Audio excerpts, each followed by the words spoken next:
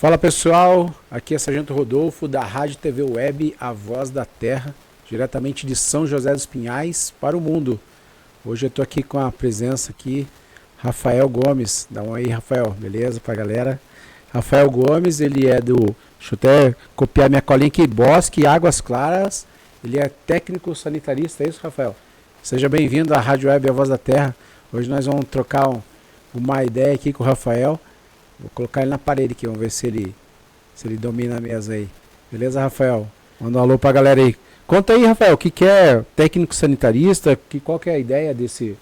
Como que você atua no mercado de trabalho? O que você faz aí nessa área aí do sanitarista aí? Boa noite, pessoal. Eu vou fazer uma explicação assim bem objetiva para vocês do que é esse trabalho. Resolver uma demanda de uma parte que ela é nociva da seguinte forma. Toda a água que a gente descarta, seja por uso doméstico ou industrial, boa parte dessa água ela está contaminada da tabela periódica, entendeu? Vai ter alguns elementos, não vai ter outros elementos, e vai ter muito de poucos elementos. Então, quando a gente vai fazer a descontaminação, é diminuir essa carga.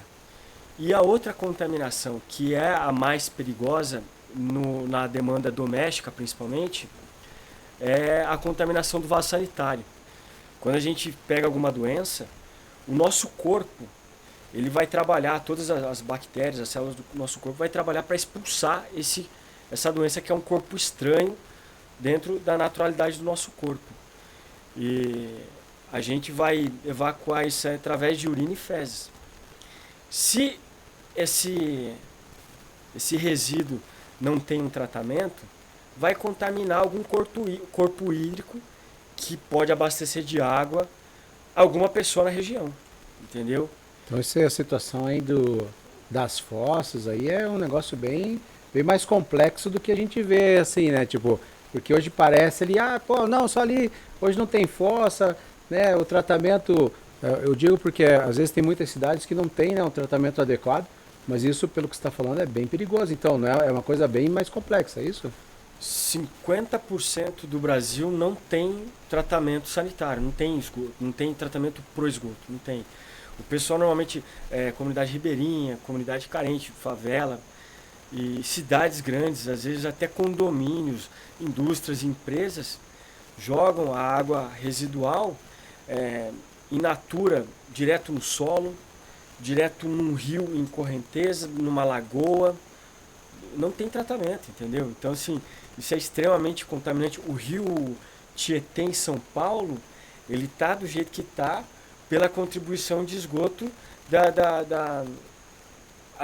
dos moradores ao redor, entendeu? E daí dessa maneira ele evolui para a parte já de saúde direta da população, ele causa impacto. A gente fala muito, eu vou falar aqui como meio que leigo no assunto, né? O pessoal fala que embaixo da terra tem rio ali. Como que funciona isso? Essa água, esse chorume aí, ele é absorvido pela terra e pode atacar esses rios aí? Como que é? Você que é o que domina, como que faz? Então, o solo ele tem suas camadas, e porém cada lugar tem um contexto geográfico, Sim. geográfico e geológico. Por exemplo, a região de Curitiba está por cima de uma laje, entendeu? Então, a gente não é em todo lugar que a gente tem profundidade do solo. Então, há vários lugares que o lençol freático está por cima dessa laje entre o solo. Tem ali vários veios de lençol freático. Há muitos lugares que, como o lençol freático ele é mais profundo, quando a pessoa joga o esgoto ali num sumidouro, né, numa fossa escura, fossa preta, como o pessoal fala, e depois começar a falar fossa escura, que é a forma mais correta mesmo de falar, até essa contaminação chegar no lençol freático, realmente a terra dava conta. Mas só que isso aí na época que o Brasil tinha 50 mil habitantes, entendeu? Hoje tem mais, dizem que tem 200 mil habitantes, 200 milhões de habitantes, dizem, não sei.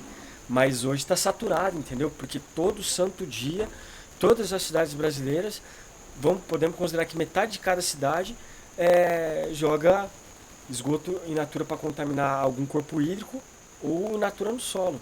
Então, o solo em si já não dá mais conta. O solo está muito desgastado, já está mais morto.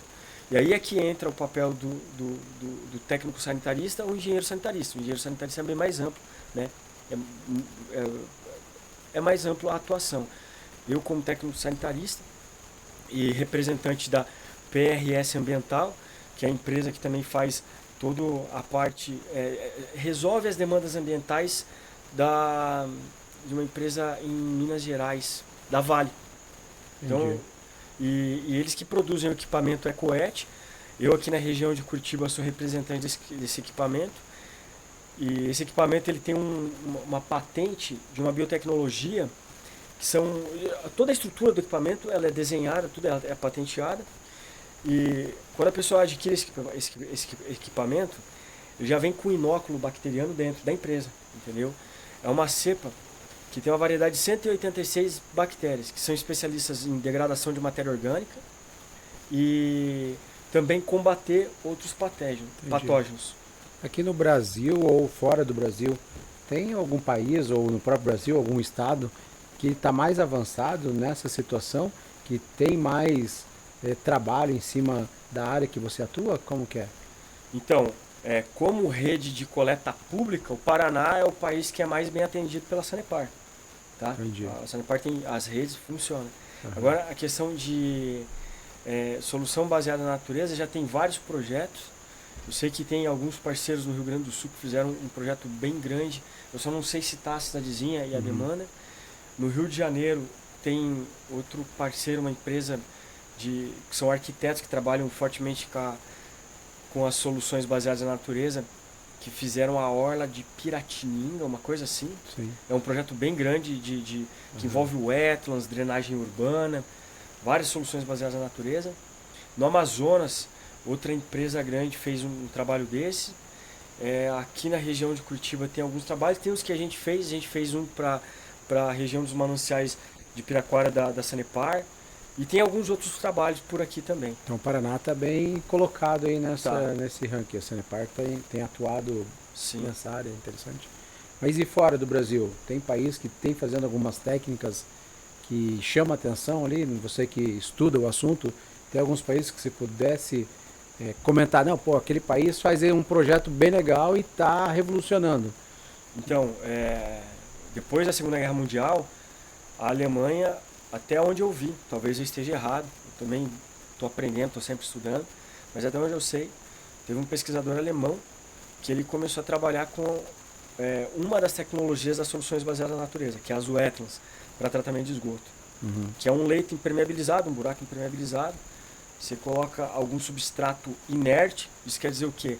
Material que não vai se decompor, não pode ser terra, não pode ser matéria orgânica, nada, entendeu? Pode ser algum tipo de pedra, algum tipo de areia, conforme a região, o que tem de melhor para atender essa demanda. E é plantada uma vegetação nessa água contaminada, que essa água contaminada é adubo para as plantas. E, a princípio, a Alemanha é precursora na tecnologia, eles estão bem avançados atendendo várias cidades da Alemanha com wetlands. Aí depois se alastrou para toda a Europa. A França, ela democratizou o saneamento com essas tecnologias. E depois a China está aprendendo com eles. Até eu vi um último caderno de pesquisa, tinha bastante nome de chinês pesquisando tecnologias, soluções baseadas na natureza. Só que a China ela tem, do que eu tenho estudado até agora, uns projetos imensos, sabe? E teve um arquiteto, que inclusive ele faleceu recentemente aqui no Pantanal, que eles estavam, é um documentário mundial sobre a gestão das águas no mundo, falar sobre a importância das águas, a transição da infraestrutura cinza para azul. E eles estavam sobrevoando o Pantanal, o avião caiu, morreu, se não me engano, 4 arquitetos de soluções baseadas na natureza, sabe? Pessoas assim de peso. Foi uma falta mesmo. Mas ele transformou cidades na China em sistema de saneamento, é o que eles chamam de cidades esponjas. Então tem cidades na China que a cidade em si é um saneamento. Hoje tem muita especulação, né? Fala de várias coisas, principalmente nesse sentido do ecológico, né? O Brasil tá ali no centro das atenções, e daí tem muita gente que fala assim, pô, o país lá de fora quer vir falar aqui, tem esse não vou falar um preconceito, né? a situação da China, porque a China está comprando terra aqui, eles não estão executando lá, mas eu escutei você falar que tem soluções lá que estão funcionando, e está funcionando mesmo. Nossa, Aqui assim, a gente entendeu? Porque eu sempre falo, né? O que é ruim a gente fala, mas o que é bom também tem que falar, né? Porque senão a gente acaba sendo injusto, né? Porque falando, que lá só o povo tá vindo aqui só para explorar a gente, né? Mas eles estão fazendo um trabalho bom lá, você conhece alguma coisa deles? Específica dos chineses? Então, o que acontece? Para mim conseguir te responder, eu vou ter que trazer alguns contextos, tanto brasileiros quanto chineses, para poder responder isso. Se for construir um estigma no Brasil sobre comunismo e capitalismo, só que tudo isso é com base no passado, entendeu? Você não tem pensadores atuais de alta influência, como Marx tem até hoje, falando de um modelo comunista para atender às demandas do momento. E você também não tem nenhum John Locke, nenhum pensador liberal capitalista no momento, entendeu? Com soluções para de fato fazer o que ambas prometem, acabar com a pobreza. Você não tem isso. Todo mundo que fala de comunismo fala do que já aconteceu. E todo mundo, e todo o liberal, todo capitalista, empresário capitalista, ele já aprendeu a atuar no mundo que é o mundo capitalista, mas é com base no passado. E parece que as coisas do presente, elas são de forma assim, usam óculos do passado para tentar interpretar o que acontece agora. Entendi. Entendeu? Então todo mundo fala que a China é comunista, comunista, comunista. Aí teve vários influentes empresários capitalistas do Brasil que foi para lá e falou que a China desenvolveu porque ela é capitalista. Nenhuma das coisas. Eu já vi até canais de influencers chineses mostrando assim, o que a gente tem aqui na China é o socialismo chinês. E eles fizeram uma coisa que ninguém no mundo fez. Então, assim, a gente tem que considerar isso. Eles tiraram 800 milhões de pessoas da pobreza. Eu já vi até um empresário da Faria Lima comentando isso, falando que a China não é muita da coisa do que o pessoal fala no Brasil. Daí. Então, assim, primeiro é um contexto da gente não ficar olhando assim para não politizar a conversa, entende? Entendi. Porque senão quem está olhando aqui, vendo eu falar que a China fez coisas boas, vai falar que eu sou de esquerda comunista. E não é isso, viu? Tem nada a ver com isso aí. Entendi. Ou o outro vai falar que eu sou... Você não vamos falando o que você conhece. Exato. Lá Exato. Da parte técnica, né? Exato. Do que eles fazem, né? Agora a gente não sabe ali o contexto, né? Mas é porque sempre fica naquela, não, beleza, até concordo, eu imagino que você também, se o Estado for forte ali e ajudar nessa área, principalmente essa parte sanitária, ecológico, né? Agroecológico, que a gente está aqui numa região de agro, né? E às vezes a gente não vê um trabalho bem feito para cuidar dessa água, desse esgoto que acontece aqui na região, né? Vamos para mais um ponto também, complementando o que você falou. O Brasil, ele tem uma quantidade muito grande de políticos, senador, deputado, tudo, que é político de rede social. Eles não têm nenhum projeto. Nenhum. Você pode entrar na internet. Pegar quanto mais famoso, menos trabalha. Entendeu? Aí você vai ver, lá, não tem nada. E são esses os caras que ficam falando mal do país inteiro, né? Um monte de coisa, mas os caras não sabem trabalhar. Eles ficam dando muita... Entendeu? Os caras que mais falam mal da China, sabe? Não tem nenhum projeto. E quando tem, sabe, é coisa tipo assim, tampar o sol com peneira. Não é nada de... que você fala, nossa, pô, relevante. Isso aí vai mudar. Sabe, isso precisa ser propagado no Brasil. Nada, não tem nenhuma relevância. Então sabe, muita garganta. E a segunda coisa é isso. A gente está num momento em que a gente tem que considerar, a gente tem que trazer solução para o que está acontecendo no Brasil. Se você começar a pegar os índices, o Brasil está bem posicionado no que há de pior no mundo. É o país que tem fome, é o país que tem o pior sistema de educação, tem várias coisas, entendeu? Então, quando a gente traz todo tipo de abastecimento descentralizado para o Brasil, precisa sim de projetos com o amparo de um Estado forte, entendeu? Que vem para o bem das pessoas, não para concentrar renda na mão de algum e outro, mas para ajudar as pessoas. Daí, tem muita gente que fala que vai ajudar, mas só fica no papel, né? Não sai, né? De 3 Você anos pra cá. Você deve ter visto muita coisa disso. Nossa, eu não vou falar nomes, mas de 3 anos pra cá, a quantidade de esgoto, sabe? Sendo o Paraná o estado com a maior quantidade de atendimento sanitário no Brasil. Imagina o pior. A quantidade de esgoto a céu aberto que eu vi, a quantidade de projeto que me chamaram e não foi para frente. Olha. Mas o que você acha? Que não há interesse? Aquilo ali não gera. Não gera? O pessoal acaba esquecendo do principal, que é a parte da natureza ali, do ser humano, na verdade, né? Porque pelo que você estava falando aqui no começo, é o ser humano que sofre ali, né? Exato, porque o problema da água é um problema sistêmico. Nunca falta água só para uma pessoa. Nunca falta. Por mais que a pessoa esteja isolada, você pode saber, se faltou para ela, faltou para algum outro também. A não ser que ela esteja amparada, que ela tenha a tecnologia dela de captação de água ali tudo, e que ela tá, aí beleza. Mas quando depende de abastecimento de coleta, nunca falta só para uma pessoa. E é um problema sistêmico, entendeu? A contaminação que é gerada aqui, ela prejudica quem está lá, entende? Então assim, eu não sei o que acontece, o que falta, porque o que acontece? Até agora, terminando de responder as questões da China e outros países, que nem eu falei, né? O pessoal está sempre falando de comunismo, socialismo, que quer estatizar todo o abastecimento, e você tem os liberais capitalistas que querem privatizar tudo. E aí, no meio disso aí, tem algumas pessoas sensatas que estudaram, que perceberam a realidade em alguns lugares, que entenderam que realmente a gente precisa de um Estado forte. Só que, ainda assim, a gente tendo um Estado forte, se ele vai estatizar ou privatizar partes ou não, as tecnologias descentralizadas, elas entram trazendo uma ruptura na forma como tudo anda. Porque assim, a partir do momento que alguns condomínios, algumas chácaras que estão isoladas param de depender da coleta pública, elas não vão pagar imposto, não vai pagar taxa nenhuma por esgoto, entendeu? Sim. Só que há outros mercados que eles abrem. E aí a gente tem que começar a pensar na economia circular. Então assim, não tem como ser especialista em tratamento de esgoto. O que eu vou fazer para resolver o esgoto? O esgoto é um problema sistêmico. No mínimo, tem que ser um generalista competente. Sabe? Ele tem que entender um pouquinho de cada área para entender o contexto de cada pessoa que vai ser atendido e qual tipo de solução vai ser proposta e resolver. Porque a água que eu contamino pode ser a água que te abastece. A gente não pode ter isso. Eu tenho aqui muita... A gente mora na área rural, né? Estamos aqui, o que eu conheço é o único podcast dentro da roça mesmo, né? Nós estamos dentro da roça aqui, na verdade. Estamos ali do lado, ali, dá para colher o milho ali. A nossa preocupação aqui é os projetos pro agroecológico. Funciona? Vocês têm lá, existem já estudos de execuções que já deram certo? Então, que você possa compartilhar aí com a galera? O que acontece? As soluções baseadas na natureza independem dos movimentos de agroecologia.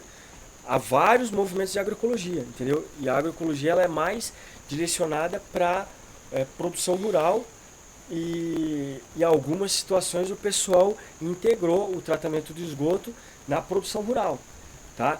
Mas assim, vários lugares do mundo funcionam muito bem. Eu tenho percebido até que tem vários movimentos na América Latina que têm tido êxito, tem dado muito certo. E é no Brasil que a coisa é complicada, né? A gente está com o terceiro pior salário mínimo da América Latina. A gente está perdendo para a Argentina e um outro país. E, quer queira ou não, a gente tem que falar de dinheiro, entende? Porque a quantidade de dinheiro influencia no negócio. Pessoal, dinheiro não, dinheiro é problema sim. Se o cara não consegue fazer, não tem acesso, ali tudo limita, porque tudo tem que comprar. Vai ver o valor do cano de PVC no material de construção. Barra que antigamente era R$40, está 100. Não tem 4 anos que subiu desse jeito. Qualquer coisa que você vai comprar subiu muito. Está inflacionado o Brasil. Não adianta a gente ficar passando pano ou vir com papo de coach, falar que é mentalidade, que a vida é feita de escolhas. A gente tem que trazer um olhar científico, pragmático e solidário para a nossa sociedade. Então assim, a questão da relação com o dinheiro envolve muito, até porque o agricultor familiar hoje no Brasil está sofrendo. Tem vários, qualquer estado, qualquer cidade que você vai, às vezes eu até me arrepio de falar isso, porque cada lugar é uma demanda diferente. É o produtor de leite que está desanimado de vender leite, porque o valor sobe, baixa, não paga as contas. É o produtor de olericultura que não está valendo a pena, entendeu? Quem formou um capital, beleza, mas quem está ali, e um capricho, você vai nas horas, você vê a senhorinha embalando maço de rúcula, de couve, tudo no capricho. E aí ninguém garante se na feira vai ter comprador, tá todo mundo diretamente no mercado. Existe, entende? Tem várias demandas. Então, assim, primeira coisa é dar acesso a dinheiro, independente se o agricultor familiar usa agrotóxico ou não, entendeu? Sim. Aí a segunda coisa da agroecologia. A agroecologia é uma transição. É que aqui você fala em agroecologia, o pessoal já mistura com o ambientalista, né? Então, Que não quer que plante nada, e na verdade não é isso, né? Você Então. se preocupa com a natureza ali, né? Mas você tem que fazer o plantio, até porque do jeito que o mundo está crescendo, o alimento que vai salvar, né? Eu vejo ali, eu vi uma pesquisa esses dias do potencial do Brasil, né? No contexto geral, nessa parte da agricultura, e esse agroecológico tem que funcionar também. Então, porque senão às vezes chega ali no agricultor, ele acha que o agroecológico, ele é o ambientalista que não quer que tire nada. Tem que tirar esse pensamento, porque eu entendo que eles têm que trabalhar em conjunto, né? Até porque o agricultor precisa da água também, precisa da natureza, mas eu sei que ele precisa plantar porque ele precisa do dinheiro dele, né? O que acontece? A gente tem que entender que a agroecologia não tem como o cara só ser teórico da agroecologia. Que quando ele vai para a prática, mas ele está amparado da teoria também, ele vai entender que a agroecologia ela tem muitas camadas, entendeu? Muitas camadas de aprimoramento, tá? Então assim, e o que acontece? O senhor, o tiozão, né, nossos avós, a avózinha, que está lá na roça, que sempre usou esterco de vaca para adubar as plantas, assim tudo, eles são agroecológicos naturalmente. Eles atuam numa camada da agroecologia. Isso não é bom nem ruim, é uma camada. Dá para otimizar isso, porque, por exemplo, a partir do momento que ele aprender a otimizar, a beneficiar esterco para multiplicar o que tem ali, dá entendeu? Pra fazer isso? Nossa, tem vários. Então, aí que essa resposta ela é ampla e complexa, porque assim, a agroecologia é o agricultor, ele, na linguagem do agricultor, entender mais de biologia, física e química. Ele não precisa saber os termos da biologia, física e química, mas por exemplo, só o simples fato dele aprender como que ele multiplica esterco, dá para fazer isso através de fermentação. Tem várias técnicas. Tem lugar do mundo que chama de bocache. Tem várias formas, entendeu? São técnicas e técnicas. Que aqui o que eu vejo é mais só pegar o esterco e jogar em cima da terra Então, ali com uma forma de adubo, né? Outra coisa fora isso existe, então, várias situações que dá para ser usado o esterco. Aqui diz que o pum da vaca é um problema aqui. Não, já vamos chegar nesse ponto aí, E eu quero que você me encurrale mesmo, faça as perguntas polêmicas mesmo. Falar que porque isso, quero ver se é verdade ou não. O que acontece? Qualquer pessoa que ela comece a cozinhar, por exemplo, ela vai se aprimorando, ela vai percebendo que tempo de cozimento, tudo influencia na qualidade final da comida. É a mesma coisa na preparação dos insumos da agroecologia, entendeu? A agroecologia, nossa, é complexo. E assim, onde que eu busco como fonte para estudar? A base da agroecologia, entendeu? Que é a Ana Maria Primavesi, que sempre defendeu e concordou a integração do animal no campo, sempre. Nenhum momento Ana Maria Primavesi fala que a vaca é o problema, nenhum momento. Miguel Soriani vê que aquilo ali é fundamental, é um doutor agroecólogo respeitadíssimo, ele vê que é fundamental o agricultor ter animais junto, entendeu? Todos esses pesquisadores da base da agroecologia concordam em si. Percival Yomas, na Austrália, que desenvolve a metodologia da escala de permanência da linha-chave, o animal, tipo assim, não é fora. O animal é totalmente dentro. Bill Mollison, da permacultura, ele trabalha até com diversidade animal. E ele foi buscar boa parte da base do conhecimento dele com Percival Yomas, que ele não cita, e com os asiáticos. Os asiáticos, na sua base de produção alimentar, sempre tem animal. Se você for hoje em qualquer lugarzinho da China, tem um senhorzinho que produz arroz num alagado com caranguejo. O animal sempre esteve junto, sempre. Eu nunca vi agricultura vegana. A partir do momento que a pessoa ela decide parar de comer carne pelo meio ambiente, é um erro. Não é isso que vai mudar. Agora, se ela quer parar de comer carne por uma escolha da dieta dela, é uma outra história. Ela tem direito, cada um tem direito de comer o que quiser. Se o cara tiver estômago para digerir madeira, ele pode comer madeira. Ninguém vai interferir nisso. Agora, o problema do Brasil é a politização das pautas e a ideologia por trás, sabe? O idealismo, sabe? Não, para de comer carne que o mundo vai mudar. Não vai, não mudou, não vai mudar. E vamos entender, vamos qualificar os debates. Sim. Vai mudar por quê? com quem, como, para quê, quem que está fazendo, como que está acontecendo, quais as metodologias, sem ser genérico. Ergue uma bandeira ali, capta aquelas pessoas e aquilo ali acabou, eu consigo mudar o sistema, e não é. Da mesma forma que a pecuária intensiva e extensiva pode melhorar, tudo dá para melhorar. Não dá para ficar numa questão de... Tem um estudioso sobre economia que ele fala assim, enquanto a economia não deixar de ser uma religião, não haverá progresso no mundo. Eu esqueci quem fala isso. E essa mesma mentalidade de religião se aplica em tudo. O cara, ele passa assim, é que nem quem estuda Nietzsche, sabe? Vê que Platão é um problema, porque é o idealismo, entendeu? Eu estou ampliando a conversa, porque tem que ir mesmo, entendeu? O pessoal sempre idealiza alguma coisa. Eu estou parando de fazer tal coisa por uma coisa que está lá, que é mais nobre, nunca é aqui. A solução nunca é agora, é aquilo que a gente está. É sempre para lá, entendeu? Porque se eu parar de comer tal coisa é para melhorar ali. Porque se eu parar de fazer tal coisa, é sempre para o futuro. É igual o cara que vai ali na internet, critica alguma coisa, mas fura, né, a fila do banco ali. Ou quer roubar a vaga estaciona no lugar de deficiente, né? O cara é um ideal lá na frente e o agora aqui, o que eu tenho que fazer para realmente melhorar não sai do papel, né? Não sai daquela discurso, né? É isso que você está falando? Né? Exato. Então, assim, o Brasil tem vários contextos econômicos, principalmente econômicos, mais econômicos ainda, porque por parte da política tem muita cidade que é desamparada. De propósito? Né? Não sei até o que é o que. Por um lado, às vezes eu às tenho. Vezes parece que é, então, às vezes, né? Não vou. Eu tenho, assim, é que assim. Muito que é. Se eu falar. Manter aquele problema para não resolver, né? A gente nunca pode passar pano para político, mas assim, o que de fato que está por trás dos bastidores, eu não sei qual que é, sabe, a profundidade do negócio, entende? Porque você olha e fala assim, cara, dá para fazer tanta coisa que não vai envolver tanta coisa, mas parece que tudo tem que gastar muito para não fazer nada e mostrar que fez muito, sabe?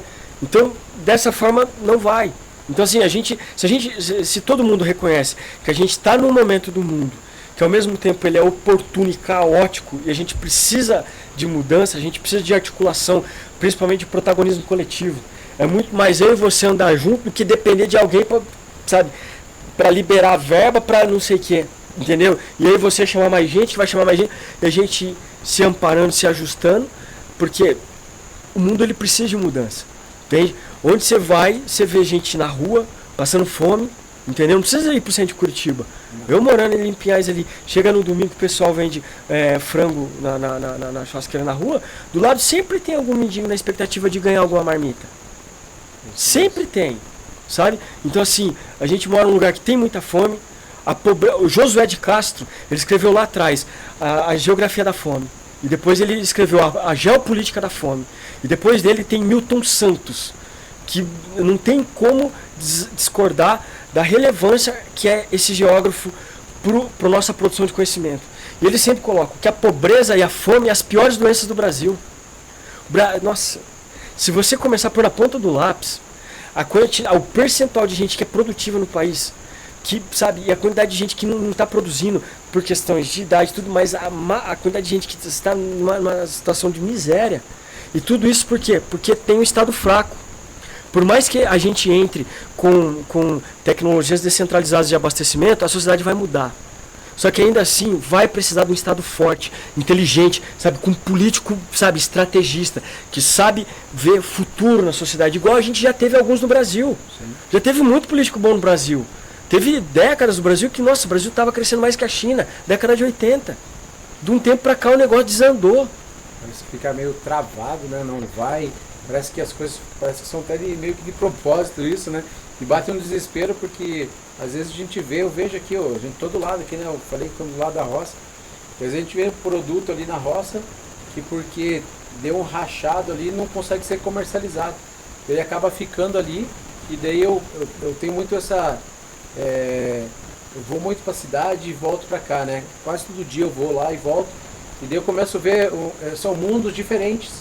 Né? O mundo lá de muitas pessoas na rua, problemas, enfim, né? Primeiro, principalmente de alimentação, pessoas necessitando, e aqui às vezes produto sendo desperdiçado porque não tem um trabalho para que possa aproveitar esse produto, entendeu? E eu comentei, falei, né? que lá do esterco da vaca, que dizem que é um problema sério, que vai contaminar tudo, e às vezes uma solução que poderia ajudar alguém ali está travado e não anda, né? É complicado isso. E agora, depois, né, de todas essas respostas, assim, a gente tem que ir construindo o conhecimento das pessoas, né, para deixar cada vez mais claro.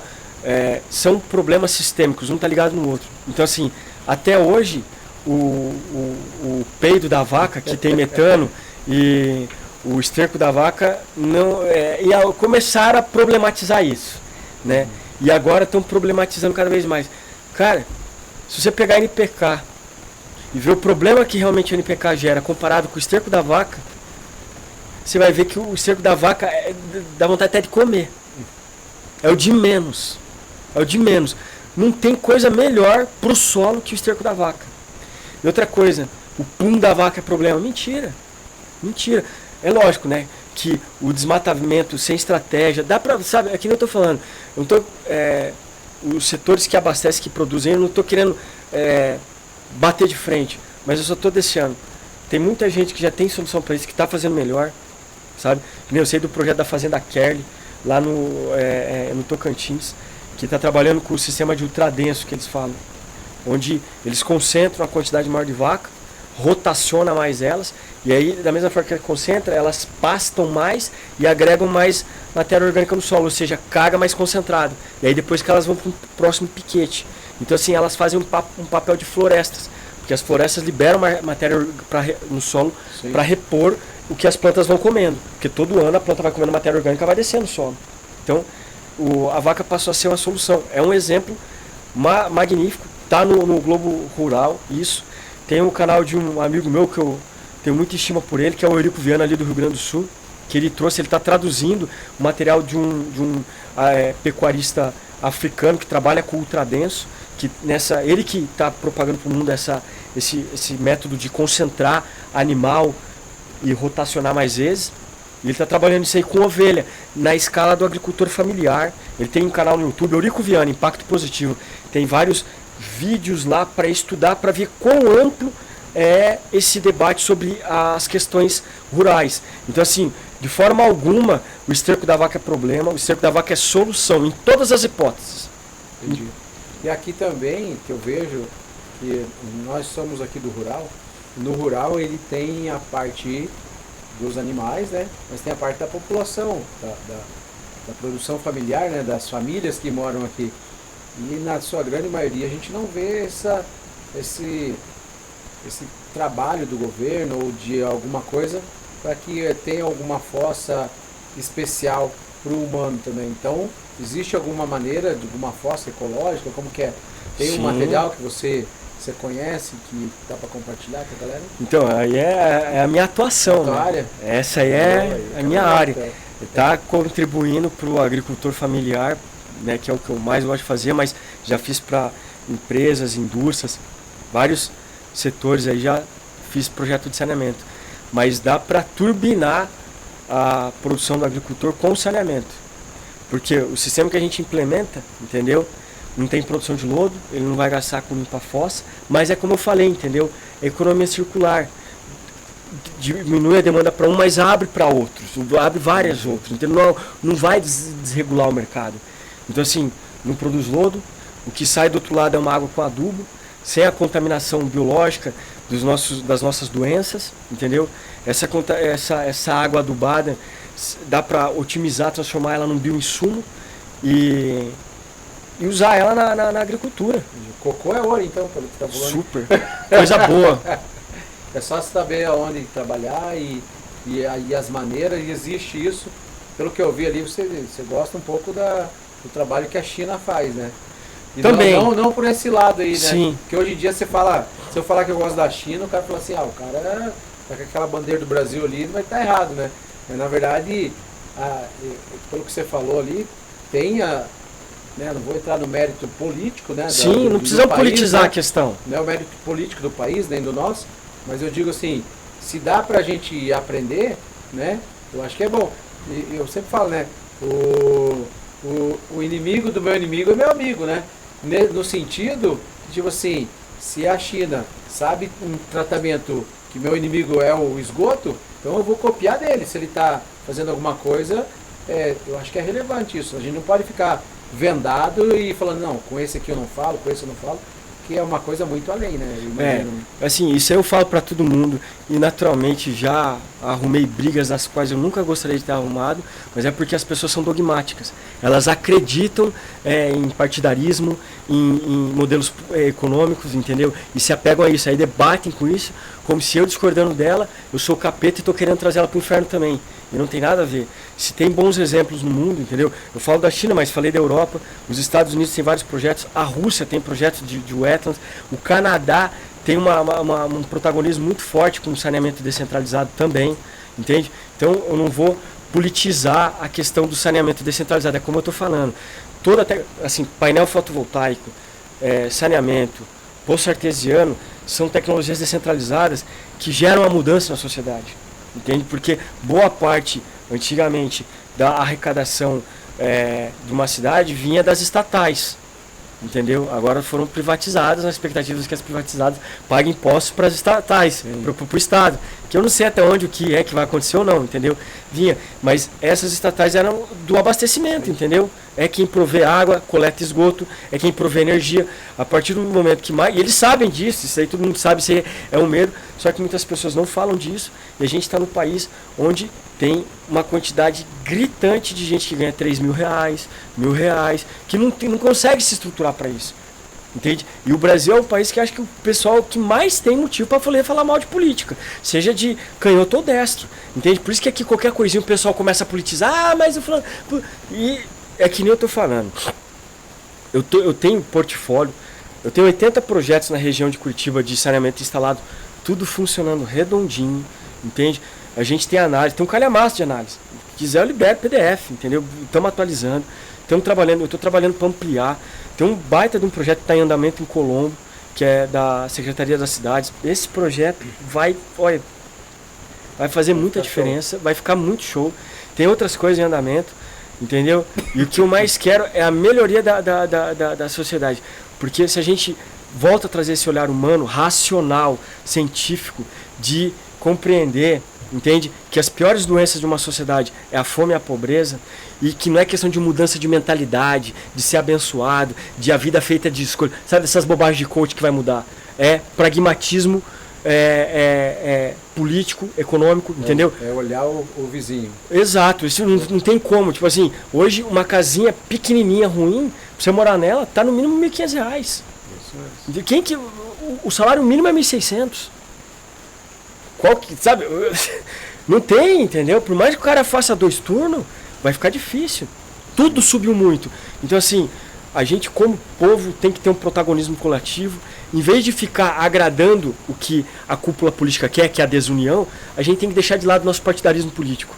E voltar a conversar horizontalmente e ver o que a gente se nivela para trazer as soluções. Igual um casamento, né? Nunca vai ser 100%. É barco furado. Isso. Parou de remar, afunda. Isso mesmo. É um lado um pouquinho, cede de um lado, cede do outro. E vai os dois escuta. remando. O problema é que tem muita gente que não escuta.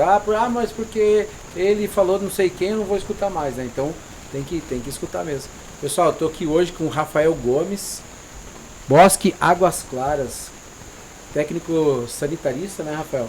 Aqui eu falei do Bosque Águas Claras. O que é exatamente esse Bosque Águas Claras? É minha empresa. É a tua empresa. Você exatamente como que ela atua no mercado e como que a gente encontra essa tua empresa. A pessoa que está assistindo ali, pô, gostei desse cara aí, eu quero fazer alguma coisa. Como que o que é a tua empresa e como a gente encontra você nas redes sociais ou enfim, no teu endereço? Conta aí pra galera.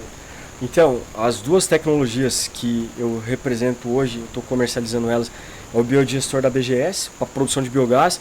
Então, quem tem qualquer tipo de animal, pega o esterco do animal, joga para dentro do biodigestor, você vai ter uma produção de um biofertilizante, sabe, de altíssima qualidade, suprindo tua demanda de produção vegetal com nitrogênio também, que é um gargalo da produção agrícola, entendeu? E bactéria e tudo, adubo orgânico, sabe, fantástico. O biodigestor. E tem o equipamento que trata o esgoto, que já vem com inóculo bacteriano dentro, que é a EcoET, da BPS Ambiental, que é o braço da PRS. Eu represento eles aqui na região de Curitiba. Isso é para tratar esgoto doméstico, entendeu? Então, vaso sanitário, só que assim, tem um detalhe, o grande diferencial da EcoEt, que não tem nenhum equipamento que concorre com ela, é que ela recebe água mista. Se você comprar hoje um biodigestor para tratar esgoto, detalhe, só é biodigestor quando produz biogás. Se não produz biogás, não é biodigestor, é outra coisa, entendeu? Entendi. Então, quando você vai na Leroy Merlin, nos lugares assim, que tem biodigestor para tratamento de esgoto, não é biodigestor. É alguma solução para que eles falam que é tratamento de esgoto. Só que o que acontece? Aquilo ali não tem bactéria nada. Depois de 2 anos você vai ter que coletar o lodo daquilo ali. É uma caixa de passagem, entendeu? Personalizada. Entendi. E assim, você não pode misturar águas nela. Você não pode colocar vaso sanitário com máquina de lavar dentro dela. É só vaso sanitário. É enorme os equipamentos, entendeu? O nosso equipamento, ele é otimizado. Ele é compacto. Ele tem, para tratar 15 pessoas, ele tem 1,20 de comprimento, 70 centímetros de diâmetro. Ele vem preenchido já com a biomassa, o substrato interno, que daí viabiliza a colonização dessa biotecnologia, entendeu?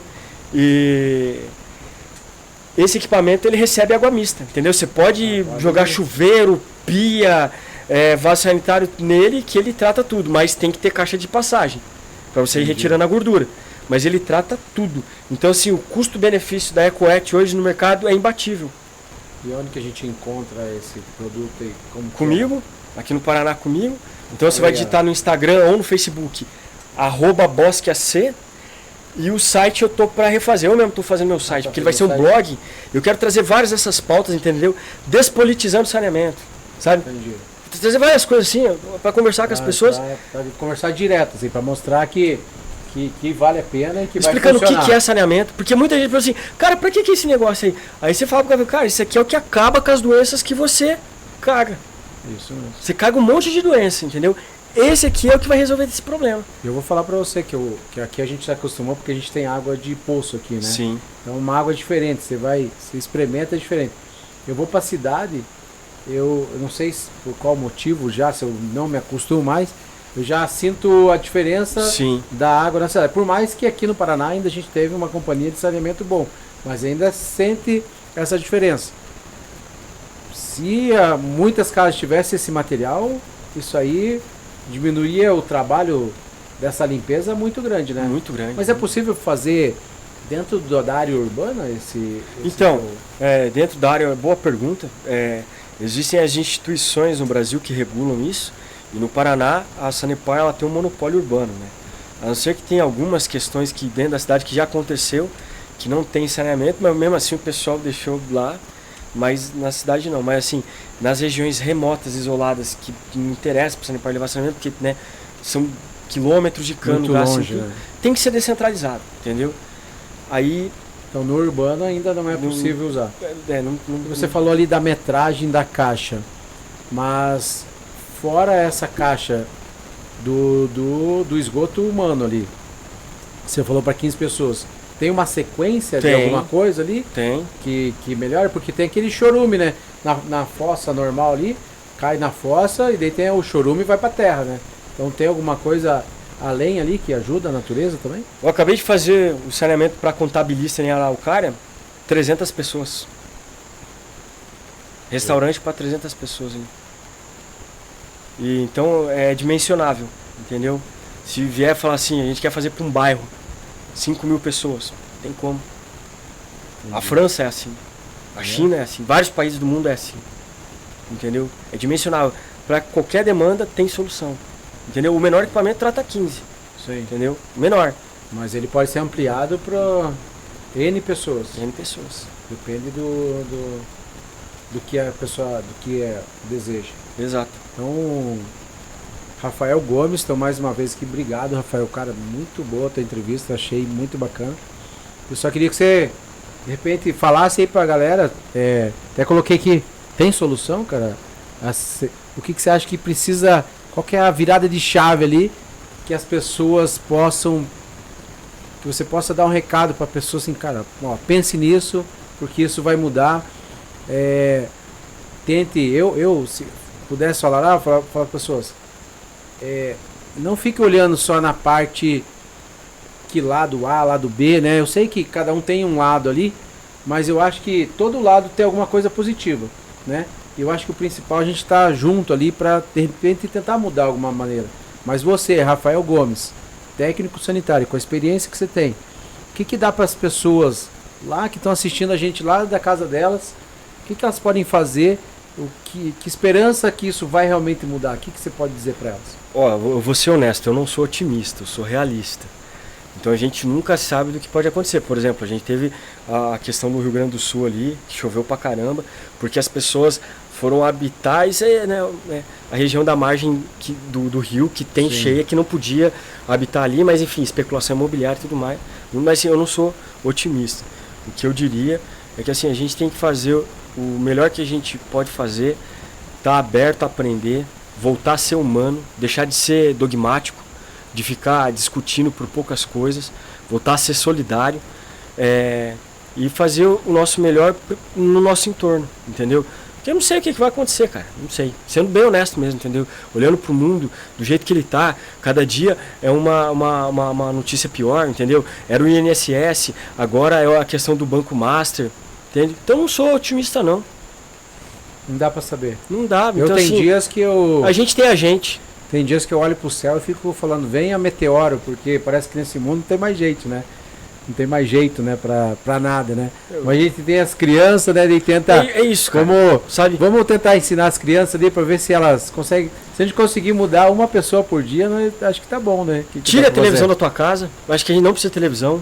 Substitua por livros, conte histórias para os seus filhos, ame sua família, esteja mais presente com eles na medida do possível, que tem que trabalhar. Sim, tudo. Claro. Cara, ama a tua família, ama as pessoas que estão perto de você. Acho que assim, cuida da natureza na medida do possível, porque é isso, não sou otimista não. Bem honesto. É coisa, né?